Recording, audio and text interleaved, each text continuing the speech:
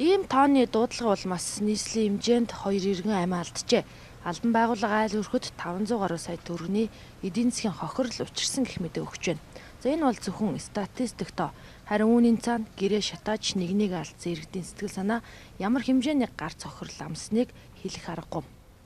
Мөн одоо иргэд болгоомжгүй байдлаас энэ машин тэргээ одоо өглөө асаах зориултаар маш галдуулж эндээс гал алдах ийм байдал бас нилээдгүй гарлаа.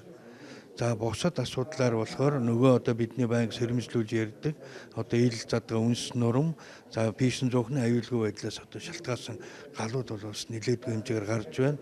Зөвхөн яг өнөөдөр нийслэлийн онцгой байдлын газар бас иргэд дүүрэг бас энэ хороотойгоо хамтарч энэ аюулгүй байдлыг хангах талаар өртсөн сэргийлэх ажлыг бол бас зохион байгуулж ингэж явуулж байна. Гэр ороололд галт төмөр гарч байгаа хэд хэдэн шалтгаан бий. За дараах шалтгаанаас үүдэн ахуйн галт төмөр гардаг байна.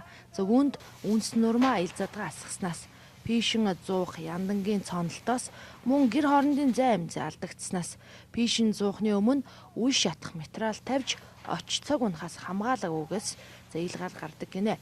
За энэ чүүднээс иргэд дээрх санамжийг анхаарч аюулгүй байдлаа боломжийнхон түвшинд бүрдүүлэхийг нийслэлийн онцгой байдлын газраас сануулж байна.